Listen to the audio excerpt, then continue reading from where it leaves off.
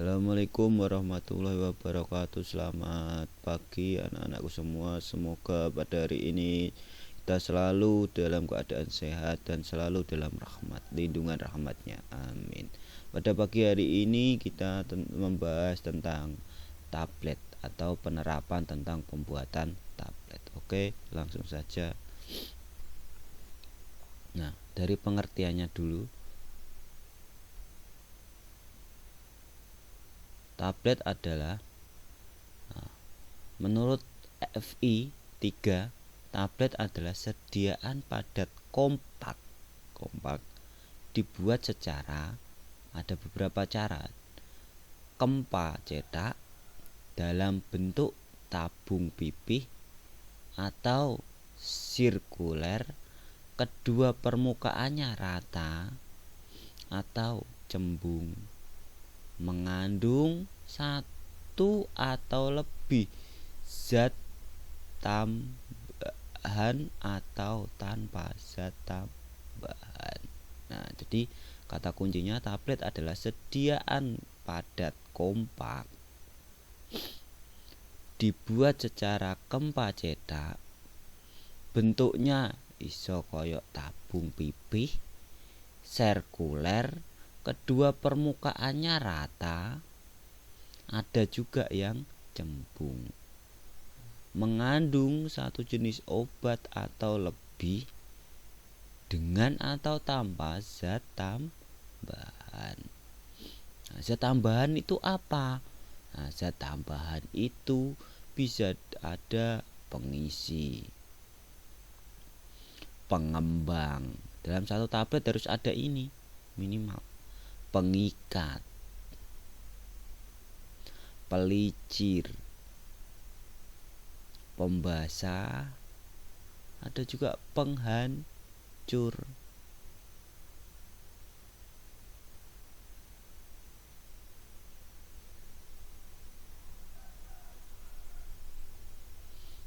Atau zat lain yang cocok. Oke. Nah, sekarang jenis-jenis tablet berdasarkan cara penggunaannya. Nah, jenis tablet di sini akan ada banyak nanti. Jadi tergantung berdasarkan apa. Nah, sekarang berdasarkan cara penggunaannya. Satu, oral. Wis jelas, oral itu melalui mulut, berarti cara minumnya ya diminum langsung dengan air boleh, makanan boleh, tergantung tabletnya. Ada sublingual atau subbukal, dibedakan. Kalau sublingual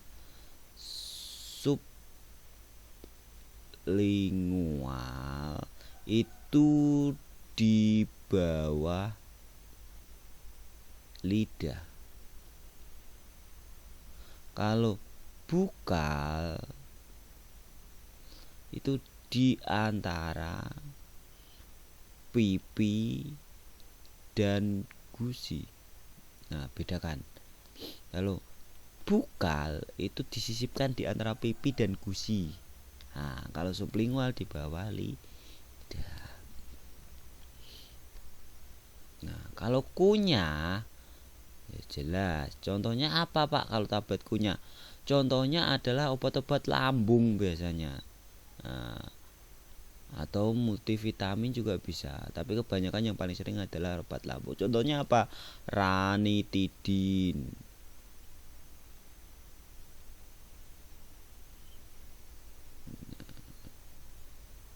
Ini adalah obat kunyah sebenarnya.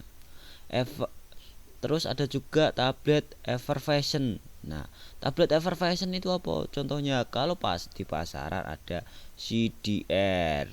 Jadi tabletnya besar. Ya, anggap ini tablet lah. Besar dan dia dimasukkan ke dalam segelas air. Nah, ini tabletnya. Nanti dia mengeluarkan gelembung-gelembung atau ngeces bahasa Jawa nih. Nah, jadi nanti setelah ketemu air dia akan melepaskan gas.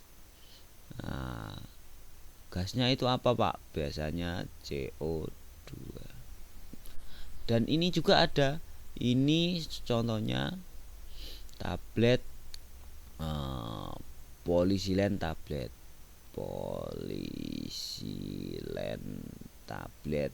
kunyah. Yang tabletnya besar itu loh. Nah, obat mah, pokoknya obat mah. Tabletnya besar, dia digunakannya dengan cara dikunyah. Oke. Lanjut. Ada tablet yang namanya tablet implan.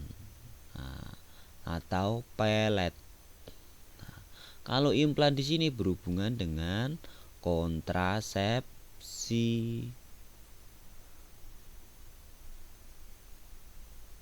atau KB. Nah, di tablet dengan massa padat steril. Nah, masanya ini tabletnya bentuknya kayak gini, kayak jarum. Nah, massa padat steril, berukuran kecil, berisi obat dengan kemurnian tinggi. Kenapa Pak tinggi? Karena ini tuh ditanam di dalam bawah kulit bertahun-tahun. Nah, dengan atau tanpa eksipien. Nah, jadi dengan kemurnian tinggi, steril, berukuran sangat kecil. Dimaksudkan untuk ditanamkan di bawah kulit. Cara penanamannya adalah subkutan. Nah, jadi cara penggunaan tablet implan dengan cara subkutan. Nah, ini nanti lama dia akan mengeluarkan obatnya sedikit-sedikit, keluar sedikit sampai bertahun-tahun. Jadi seperti itu. Nah, sekarang tablet berdasarkan penggolongannya berdasarkan prinsip pembuatan. Tadi cara penggunaan. Cara penggunaannya tadi ada berapa? Ada 5. 1 tadi oral. Bapak ulang lagi. 1 oral. 2 sublingual atau bukal. 3 tadi apa? Tablet kunyah. 4 ada tablet effervescent.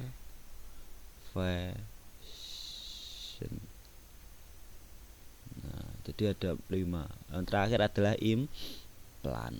Nah, jadi keempat ini kalau misalnya ditanyakan tablet yang penggunaannya, cara digunakannya ada diminum bersamaan makan atau air, ya tablet oral. Nah, tablet yang digunakan dengan cara diselipkan di bawah lidah, ya sublingual. Tablet yang digunakan dengan cara diselipkan di antara gusi dan pipi, bukal. Tablet yang dilarutkan ke dalam air sehingga mengeluarkan gas CO2, ya jelas effervescent. Tablet yang digunakan bentuknya besar atau yang digunakan dengan cara mengunyah, ya jelas tablet kunyah. Tablet yang digunakan untuk kontrasepsi atau KB adalah implan. Cara penggunaan tablet implan dengan cara pemberiannya, penanamannya berdasarkan subkutan. Jadi seperti itu kesimpulannya. Oke, lanjut. Nah, di sini ada berdasarkan pembuatannya, ada tablet Kempa. Kempa itu ya dipadatkan istilahnya dengan alat khusus ini nantinya. Dibuat dengan cara pengempaan dengan memberi tekanan tinggi, ya alatnya khusus. Jadi serbuk dimasukkan ke dalam cekungan. Ini cekungan bentuknya tablet. Nah, ada punch. Nah, ini namanya punch. Ini nah, D itu apa? D itu ini yang ini. Nah, jadi ini nanti ke bawah.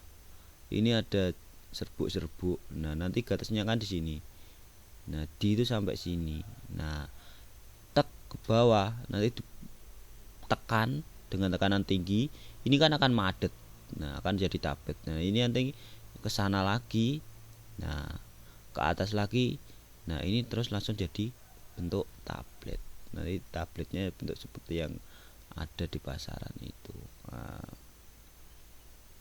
jadi seperti itu. Ini tabletnya. Dengan tekanan tinggi pada serbuk bisa, atau pada granul. Terus ada juga tablet cetak, dibuat dengan cara menekan serbuk lembab dengan tekanan rendah pada lubang cetakan. Nah, kalau dia dengan tekanan yang tinggi itu namanya kempa. Tapi kalau tablet itu dengan tekanan yang rendah itu namanya tablet cetak. Itu kesimpulannya.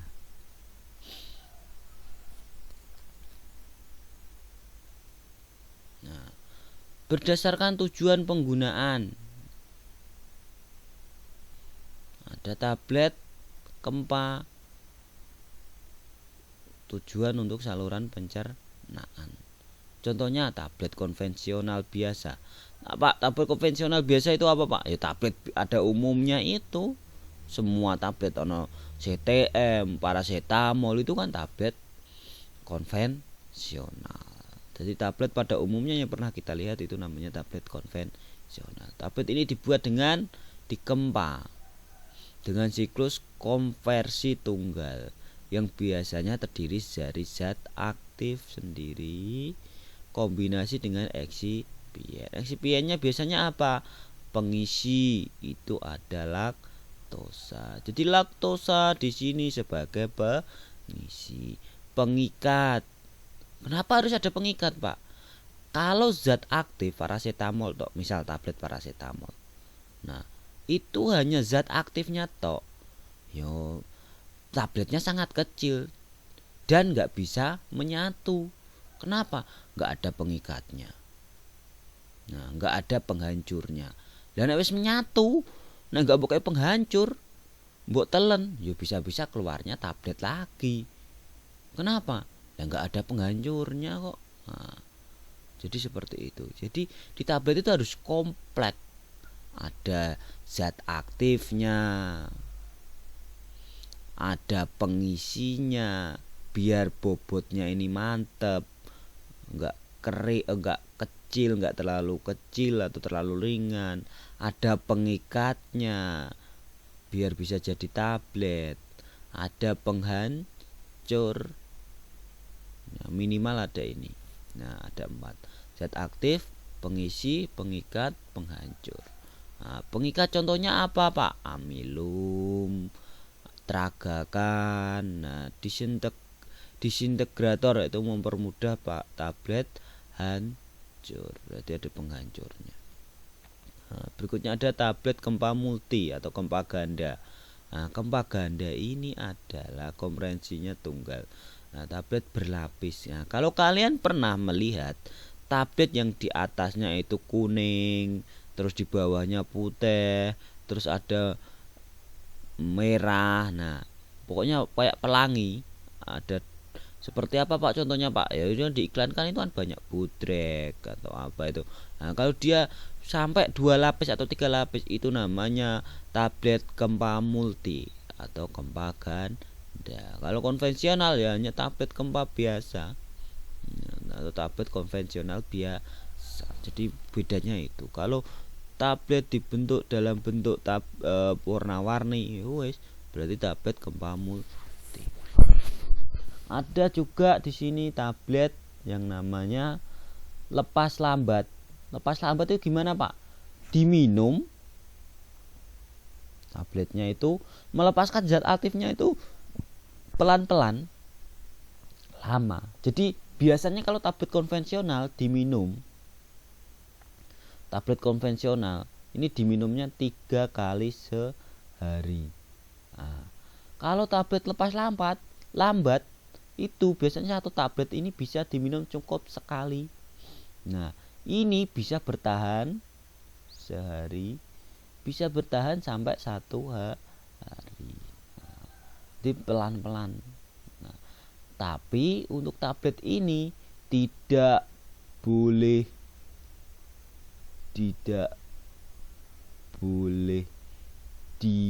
digerus. Kenapa, Pak? Kalau digerus, ini tuh sebenarnya di sini ada pelapisnya dia. Nah, pelapisnya nanti itu punya sistem bolong sidik-sidik. Nah, ini kok keluar. Dan ini nggak ada pelapisnya. Kalau tablet konvensional biasa nggak ada pelapisnya. Kena cairan lambung langsung hancur. Nah, langsung didistribusikan. Nah, makanya kenapa dia hanya bertahan 8 jam. Nah, kalau ini 24 jam. Kenapa? Karena ini ada sistemnya, pelapisnya. Nah, ini nanti ada bolong sidik, keluar sidik, sesuai sidik, bolong sidik. Nah, jadi nggak langsung hancur, makanya nggak boleh digerus. Itu diperhatikan. Kalau ini sediaannya adalah sediaan tablet lambat, jangan sekali-kali digerus. Kenapa? Dosis yang di sini itu adalah dosis 3 kali lipat. Misal, contoh gampangnya, paracetamol satu tablet sini 500. Nah, kalau yang di sini itu 1500. Kenapa? Karena ini satu hari. Nah, di 1500 ini nanti akan mengeluarkan sedikit-sedikit. Tapi kalau kita gerus, berarti kita minum langsung 1500. Nah, resiko untuk overdosis sangat besar. Makanya hati-hati untuk tablet lambat, tidak boleh digerus. Pelepasan zat aktifnya lambat. Tablet lepas tertunda. Nah, ini namanya tablet enterik. Enterik itu apa, Pak? Selaput enterik. Jadi kan tablet itu kalau diminum, contoh sublingual, tablet sublingual tadi, sublingual itu hancurnya di mana? Di mulut. Nah, dia langsung masuk, hancur di mulut. Nah, konvensional hancurnya di mana? Lambung. Nah, kalau tablet enterik hancurnya di mana, Pak? Usus. Makanya disebut tablet lepas tertunda. Kenapa? Saat dia di lambung ketemu asam lambung, dia nggak terlepas, nggak hancur, masih ada pelindungnya enterik ini. Kenapa?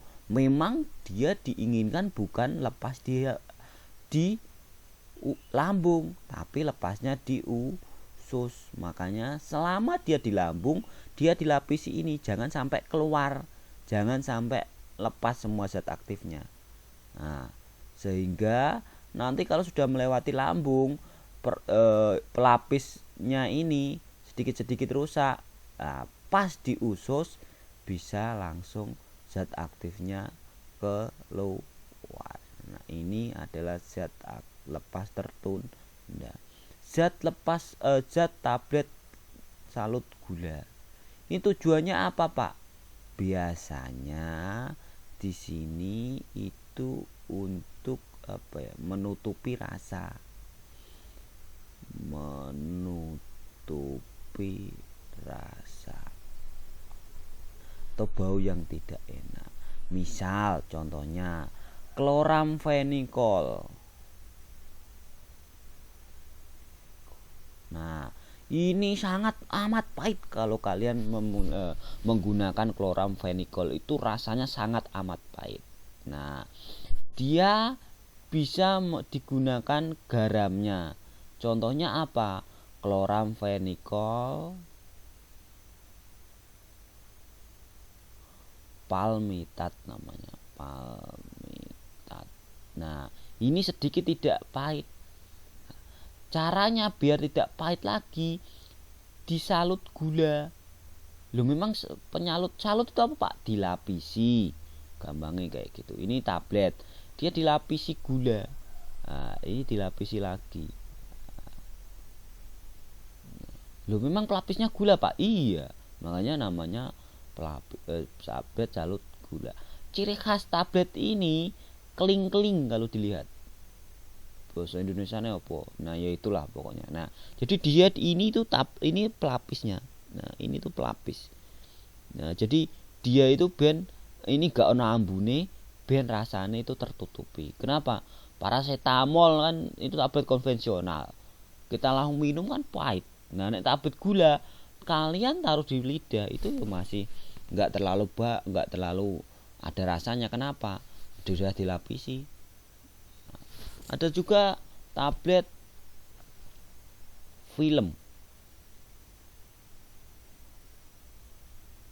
Nah, film ini juga sama, pelapis, dilapisi. Nah, salutnya tipis.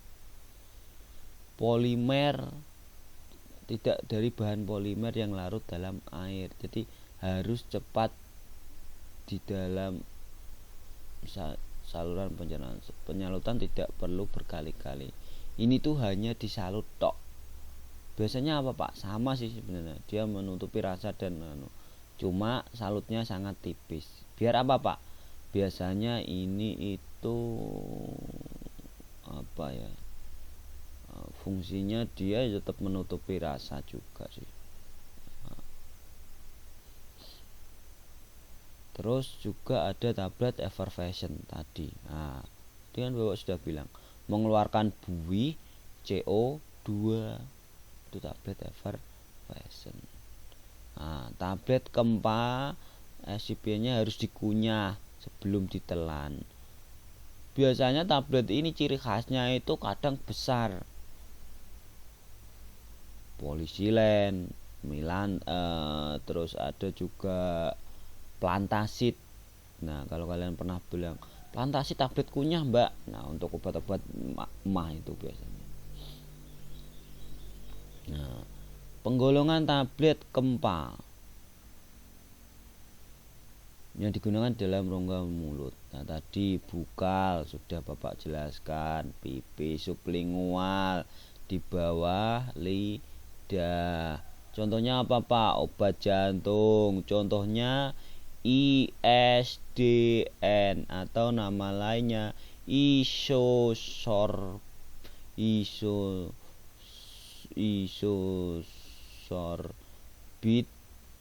dinitrat. Jangan lupa nama panjangnya juga harus diingat. Nah, ada juga tablet hisap atau lozenges. Nah, contohnya ini apa Pak? Itu loh apa namanya, tablet yang untuk sariawan. Itu biasanya bentuknya itu mesti bulat, tengahnya juga ada lubangnya. Nah, itu tablet hisap itu ciri khasnya biasanya seperti itu. Ada juga dental cones. Nah, ini tablet yang kecil, cukup kecil, dirancang untuk ditempat di dalam akar gigi. Ini untuk obat-obat penyakit yang gigi lah hubungannya. Nah, terus ada juga Kempa yang digunakan di liang tubuh. Liang tubuh itu apa Pak? Lubang di bagian tubuh. Contoh rektal. Tablet rektal itu apa Pak? Ya anus. Rektal itu anus. Nah, di dubur nek ngerti. Nah, contohnya apa? Ya kalau tablet rektal ya otomatis Suptoria.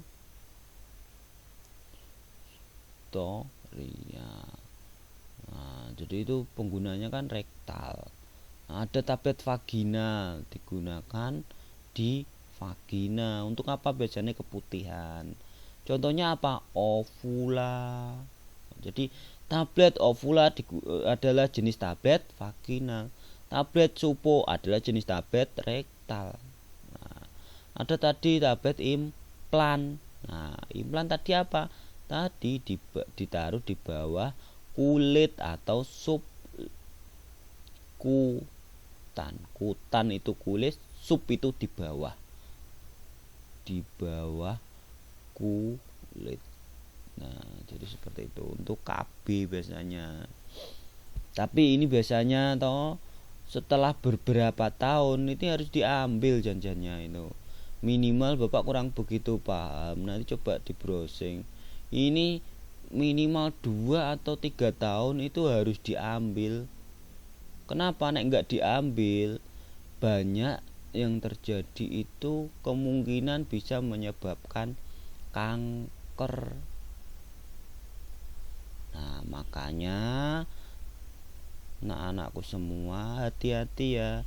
Dalam arti apa? Misal bapak ibunya yang memakai KB implan diingatkan, Bu, itu sudah berapa lama? Kalau bisa ya diganti. Wong itu tetap adalah zat asing. Zat asing itu apa, Pak?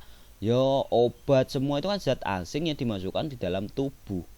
Nah, itu kan isinya tetap hormon sebenarnya. Kalau dia nggak diambil suatu ketika sudah lama, nah takutnya apa? Dia akan memicu terjadinya suatu kanker. Nah, makanya tetap harus diambil. Nah, terus solusinya ya diganti baru lagi. Nah, jadi seperti itu. Nah, ini contoh tablet-tabletnya. Tablet salut gula, tablet salut film, tablet enterik. Nah, ada juga sekarang komponen tablet seperti yang tadi yang Bapak bilang, komponen tablet ada zat aktif, ada pengisi, pengikat, penghancur atau disintegran. Nah,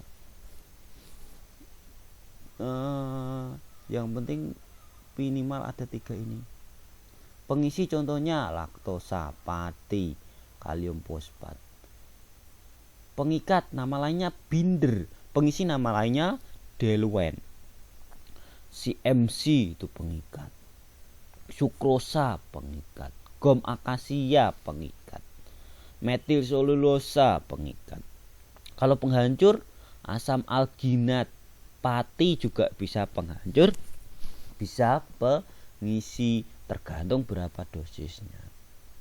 Selulosa mikrokristal, nah ini yang paling, ini juga bisa menjadi pengikat, bisa menjadi penghancur, tergantung dosisnya. Yang paling khas sebagai penghancur yaitu asam alginat.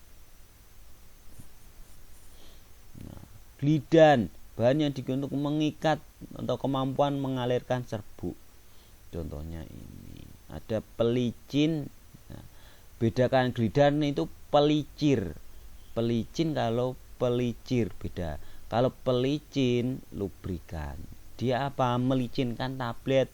Kalau pelincir itu tablet saat masuk ke dalam cetakan. Nah, itu nek gak mbok kasih glidan, nanti banyak yang temangsang di mulut-mulut cetakan. Nah, itu kita perlu ngasihnya pelincir. Kalau banyak yang nempel di punchnya atau di cetakannya, itu kasihnya pelicin. Jadi seperti itu.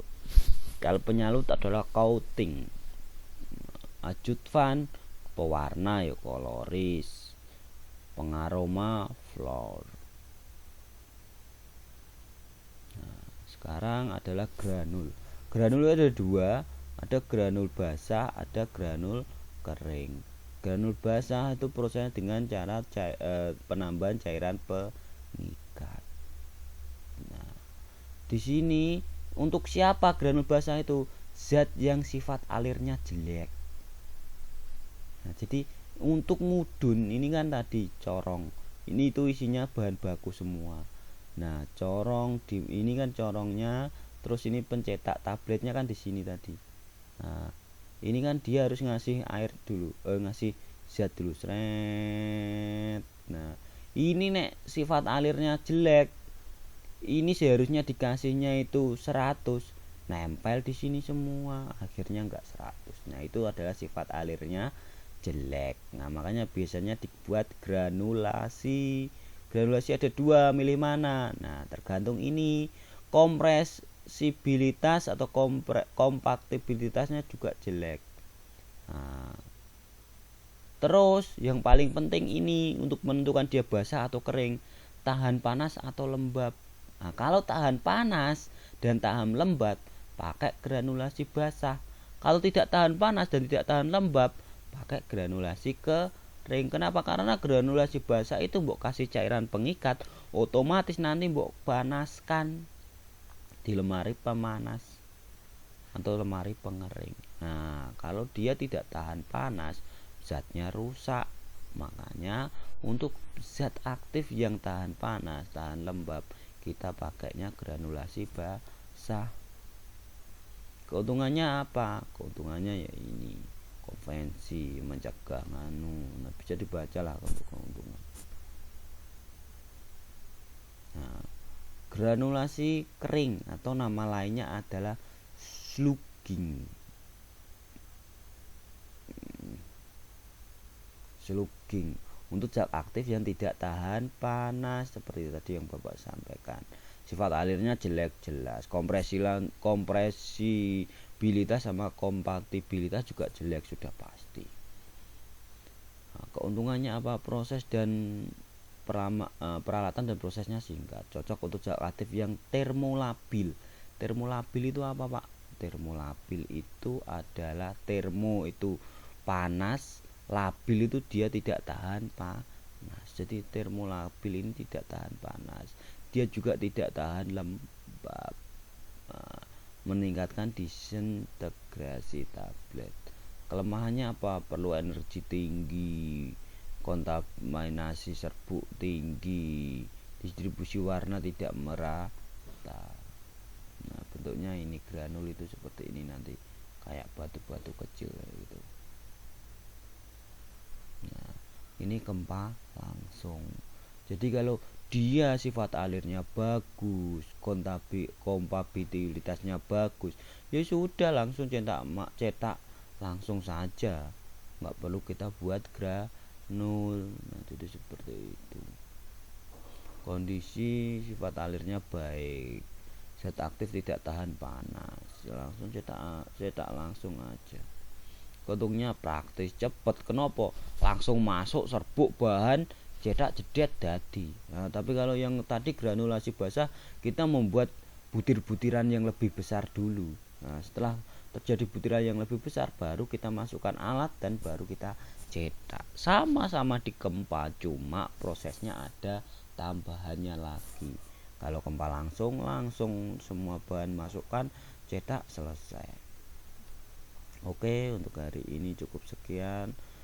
Atas perhatiannya Bapak mengucapkan terima kasih. Semoga bermanfaat. Wassalamualaikum warahmatullahi wabarakatuh.